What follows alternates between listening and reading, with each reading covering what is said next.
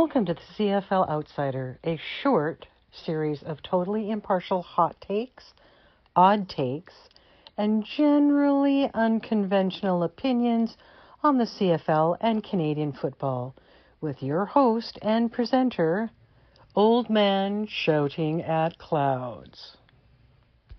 Hey kids, welcome back to the CFL Outsider for the Division Finals. Penultimate letdown. I remain, as always, your 100% impartial, completely unbiased, and feeling rather cheated host and presenter, Old Man Shouting at Clouds. Why cheated? Well, not because any team lost or won on the weekend, and not because the command center screwed things up, although they did muff one call badly. No, I can't shake the cheated feeling because after a thrilling and unpredictable season where almost anything that could happen did, we went into what promised to be a fantastic postseason. Then the division semifinals showed that there is still a gap between second and third in both divisions. But the finals, well, that left us with four teams that all look perfectly capable of winning the cup. So with that in mind, I was looking forward to two great weekends of football. But what we got this weekend were a pair of duds and the promise of a subpar Grey Cup matchup. We'll get into the why it happened later in the show, but right now, I'm pining for what might have been. And this week, as a special feature, I'm going to go BOGO on my mini rants. Buy one, get one. I got a second one, because the Chad's injury is leading to some interesting conversations. Well, good. It couldn't happen to a more deserving player. I believe that most fans, though, genuinely do not wish this kind of injury on anyone, not even the Chad, not something this severe. Others, though, seem to be seeing it as his redemption. He's come back, he's played well, now he has this terrible injury. It must expunge all of his former sins. That's the part that's hard for me to swallow. During the national anthem, he was bouncing around and appeared to be joking with a teammate. Not a lot of respect for the country you're playing in. So I'm not sure he's changed, really. It's a pity he never had a coach like Mark Trestman earlier in his career. From the stories I've heard, Coach Trestman started by teaching the players that what they can do on the field is only a small part of how they impact the team and their own reputations. Until Chad learns that, nothing's going to redeem him. And in playoff pick'em, I was 0-2. For a total of 1-3 so far. 50-50 in the cup. So let's see what I can do there. Apparently my newfound pick'em superpower this season doesn't translate into the off season.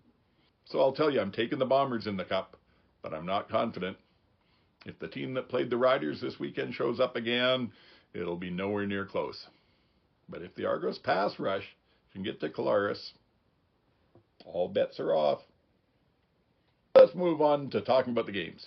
Both were disappointing in their own way and for different reasons. So rather than doing a full wrap-up, I'm going to give a quick summary of the scoring and then move on to just the bits of the game that made them what they were. Game 1, Toronto 30 at Montreal 28. Defense wins Eastern Championships. The first quarter saw the Argos get a pick six with Franklin, and the Owls got a 38-yard field goal. The second quarter saw two mid-range field goals for Montreal sandwiched around a really nice touchdown pass to Julian Grant and gave the Owls a 16-7 lead. Then, a 71-yard punt return touchdown for Janarian Grant got the Argos back in it, and a last-second pass to Coxie got another touchdown and put the Argos back up 21-16 at the half.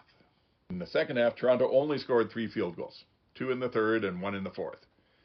Meanwhile, the Owls were held scoreless for the third quarter and then scored 2 touchdowns in the fourth.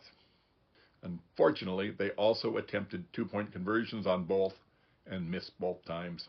After the second miss left Montreal still down by 2 with 1:49 to play, they decided no onside kick here. They kicked it deep and trusted their defense to hold the Argos deep and give them a chance for a last-minute field goal. It did not work out, and the Argos ran out the clock. Some things worth noting about this game. The Alouettes turned the ball over 6 times, throwing 2 interceptions and losing 4 fumbles. Only one of the interceptions, they were both by Franklin, by the way, but only one of the interceptions, the one in the end zone on a 2-point convert attempt, was due to really good defensive play. The pick 6 happened after Fletcher bobbled the ball directly into Franklin's hands. It was a great reaction by Franklin to hold on to the ball in a bang-bang play like that, but the interception only happened because of Fletcher's errors. At least 2 of the fumbles were from complete flubs at ball security. One of the first things we teach young players is 4 points of contact when carrying the ball.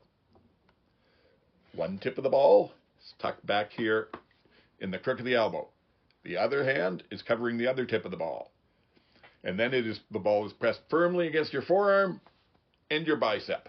You hold it in there tight while you're running. That's got it.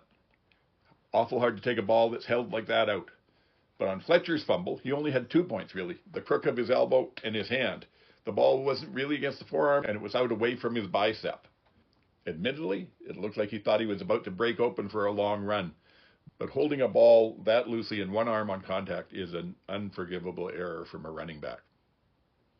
And on Cody's fumble, he was scrambling forward and never tucked the ball away. He was still holding it like a loaf of bread while trying to dodge many large men, and that rarely works out well. And the other 2 fumbles?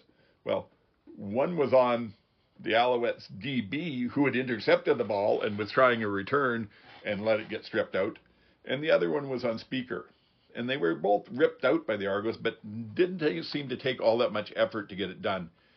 The biggest reason that the Owls just didn't win this day is they didn't seem to have their heads screwed on to keeping control of the ball. I don't know what else you can say. They played well enough to win. They outplayed the Argos in just about every phase of the game, despite giving up, yes, a punt return touchdown and a pick 6 interception. They really did outplay the Argos by a lot. But you can't turn the ball over 6 times and have much chance of winning. Now, Moss did find a few flaws in the Argos, especially that run defense. They've been very stout, but Fletcher and Sean Thomas-Erlington combined for 107 yards on 9 carries. I really can't remember the last time the Argo defense allowed the opposition to average almost 12 yards a carry. Something was working, but just not quite enough. Or it wasn't working because they were dropping the ball. Now, I do enjoy the little things that happen in the game. Just tell me the players are really into it. And at one point, I've got to give Sankey a lot of credit. The Owls were on a blitz. The Argos leaked carry out of the backfield, and Sankey was part of the blitz, saw it, peeled off, got to carry just as the ball arrived on a check down and 4-yard loss. It was also true that either the Toronto D linemen were timing their rush starts, their get-offs with just unbelievable precision, or the linesmen missed more than one offside against them. It looked like they jumped early 3 or 4 times to me. But again, couldn't see the snap of the ball, so don't know. Now, the Chad's injury was strange. He didn't even really seem to notice it until the tackle ended. He got up, stood up, and went to take a step. And then his leg buckled kind of in the middle of the lower leg where it's not supposed to. He sat down, and somebody, maybe it was him, could be heard saying, "It's broken." But through it all, he wasn't really showing any visible signs of pain. Very strange. And Polk may have also hurt his right hip after going airborne on a tackle in the first half. He landed awkwardly, and he looked to be favoring it a few times from there on during the game. Hopefully it's nothing that'll limit him next week, because the Argos need him playing well if they want to have any chance at all. And I find it ironic that a potential most outstanding defensive player, Beverett, made the error that allowed Toronto to run out the clock. He played well. He didn't cost the Owls the game, but he did take away their last chance to salvage it. And Dinwiddie, he's a coach that's good on details.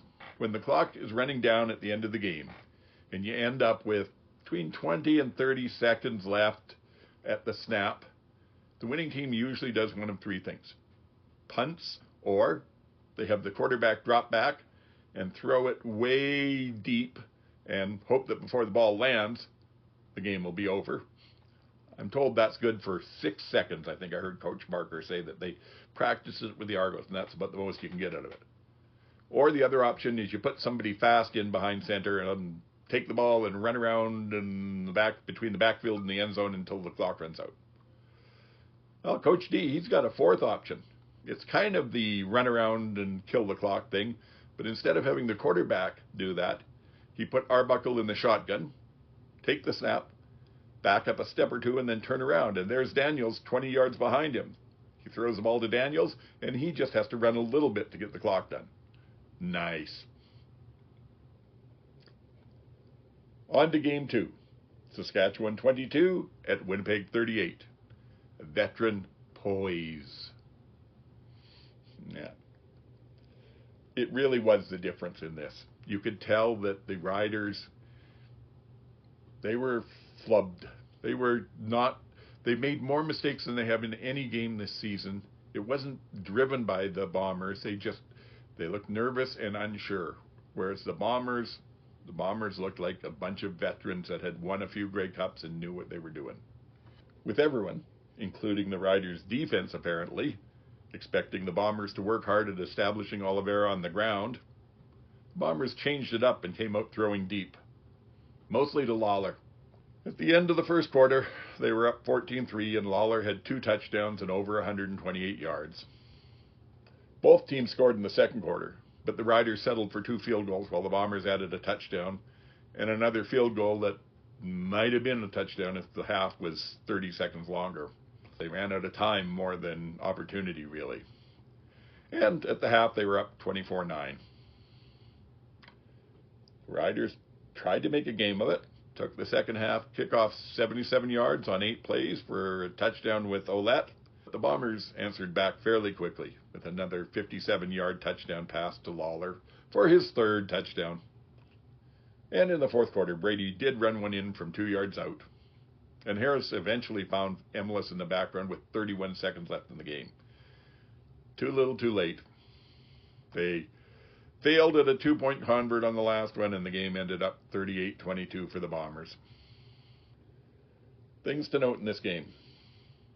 In general, both the Riders and Bombers fans seem to be more hopeful than confident going in. And I figure their collective sphincter is probably clenched up even tighter when they suddenly realized they'd be playing a team led by a backup quarterback in the Grey Cup. So on Lawler's first TD, they were in a soft zone, 3-deep zone. Rivas had the middle, and he let Lawler pass in front of him. But unfortunately, the right side, or left side, depending which way you're looking at it, but the side Lawler was going to, the DB in the zone there had already been pulled to the outside and a little shorter by a player there, and Rivas let Lawler run by him at full speed. By the time he realized and tried to get on his horse, there was no way he was going to catch him before the end zone. Now, the Riders' special teams did play well. They might have been their one advantage. Alford was within a hair's breadth of breaking 2 long returns and could possibly have had 2 touchdowns. The first one, a shoestring tackle, took him out just as he was breaking through, and there was nothing but a lot of green grass ahead of him. And on the second one, it was only Tyrell Ford's speed that prevented Alford from getting to the corner and turning upfield. They also got a great punt block in the second quarter by 23-year-old Caleb Sanders. He took his full D-tackle bulk straight up the middle and managed to block the ball and not touch the punter. Got the ball back for Saskatchewan in Bomber territory, but they only got a field goal out of it. Still was a very nice block, and hey, I said last week, lots upside to a 23-year-old who's playing on the D-line like that. Another special teams play. During their first drive of the second half, they were held to a 3rd down. Punting team came on, but Corsac saw a breakdown on the right side of the Winnipeg punt coverage. Took off and ran it for a 1st down. Apparently, it didn't look like a called fake, and they said afterwards it was not a called fake. Corsac saw the opportunity and went for it. And sometimes got to be lucky to be good, too, because Milligan was running downfield to cover the punt. And as far as he knew, Corsac was punting the ball. but he still managed to somehow chip the one Winnipeg defender who might have been able to prevent the first down. Yeah, but nice that they got one little bit of luck during the game. And as well, Whitehead muffed the ball with about 10 minutes left in the game, deep in his own end zone. He could have fallen on it, but instead he chose to try and pick it up while he's still running upfield looking where the tacklers are coming from, and that gave Roland Milligan Jr. time to get down and take the ball away. Agent Zero, what can you say? He really should have been the MOP this year. He was also got the first punt special teams tackle for the Riders, which seemed appropriate. Yeah, like I said, the difference in experience was fairly obvious. The Bombers looked cool and determined. The Riders really looked like they were tight and nervous and just not ready to play a game at a loose full speed. Also got to say that after last week's great job by the command center, they slid back a bit this week. There was one pass to Schaefer Baker across the middle. He made a fantastic catch going up and getting it. When he landed, the tip of the ball did touch the ground, but the ball didn't move in his hands. He had full control. And as I understand it, by rule, that is a catch. They ruled it incomplete. And when Mace tried to challenge, they came over and told him, oh no, the command center's already looked at it and confirmed the call. A bad mistake to make, especially in a playoff game where it matters. And then again, inexperience, and this time with the coaches, just panicked a bit too early. With 12:20 left in the game, they were still down 31-16. And they decided they were going to leave the offense on the field and try to pass on their own 24-yard line, I think it was. Didn't work. 2 Brady rushes later, the Bombers made it a 38-16 game, and it was effectively over.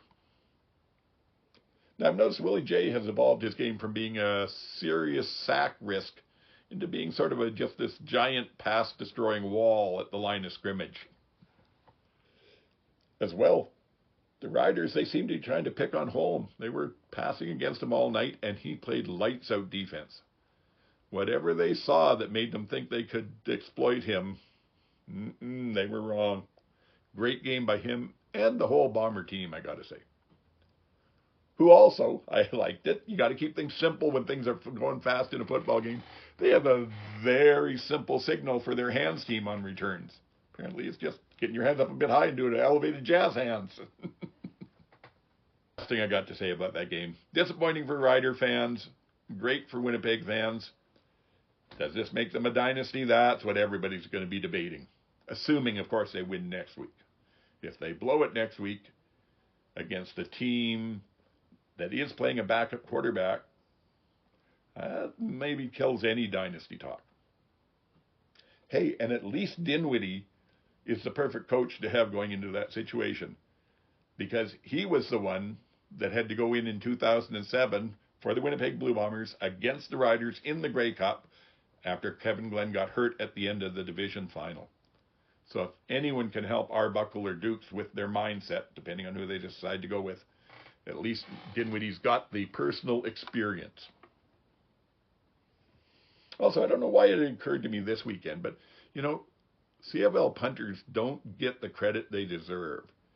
They're putting punts down the field, not just when it's within, locking a team down inside their own 10-yard line or so, but every punt they put down there is landing between the hash marks and the sideline, closer to the hash marks, consistently. It's really rare that you see one kind of flub to the middle of the field, giving the returner lots of choices to make, or miss a bit and have it go out of bounds in the air. They are fantastic, and I think that they should get a lot more credit than we give them. Also, I'm nobody, or at least almost nobody. There are a few people with improper priorities. But other than them, nobody is happy to see the Chad injured the way he was, especially like that was bad. But I think there are probably several people who are actually very happy that any chances of him being a championship hero are now out the window. And about the last thing I got to say this week is it also occurred to me this weekend that this is a great time to be a CFL fan. being a television-dependent CFL fan used to be hard. The games weren't all televised. I remember that from my distant youth. And you had to figure out, could you hold that bathroom break until the quarter time, or did you have to try and run on a commercial? PVR means that's not an issue anymore. Gotta love the technology, and like I said, great time to be a CFL fan. Which takes us to our gambling advice segment. Well, it's a game that's for all the marbles. And with the Chad being out, it's really tempting to go for a big payment on the Bombers this week. Just remember, as good as the Bombers looked against the Riders, they have been inconsistent all year, and that Toronto D-line is fierce. So, if you're thinking about maybe putting some money down on the game, my advice is don't. And that's it. One big game to go. Please remember to take time out of sharing this video with all your friends and subscribe to the channel so that you'll be all set to find me when next year rolls around. If you'd like to respond to anything I've said here today, well, leave a comment below.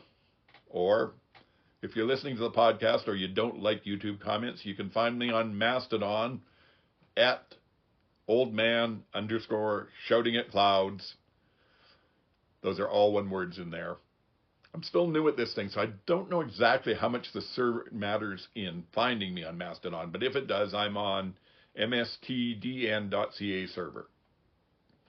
On Blue Sky, I'm at oldman-sac.bsky.social. Or on Reddit, I'm u/oldmanshoutingcloud. Of course, there's always good old-fashioned email. Oldman, all one words, shouting@clouds, all one word, at shaw, SHAW.ca. I'll put all of these down in the show description notes too, so you can pick them up there. And please, get in touch with me. Let me know what you think. Thanks for checking in. Regardless of who you're rooting for in the Cup, I wish you a great day of football with your friends. And hopefully there won't be too many of us having to pay the tomorrow price next Monday. One more week of football. So one more episode of the CFL Outsider for 2024. Come on back and check it out. But until then, get the hell off my lawn.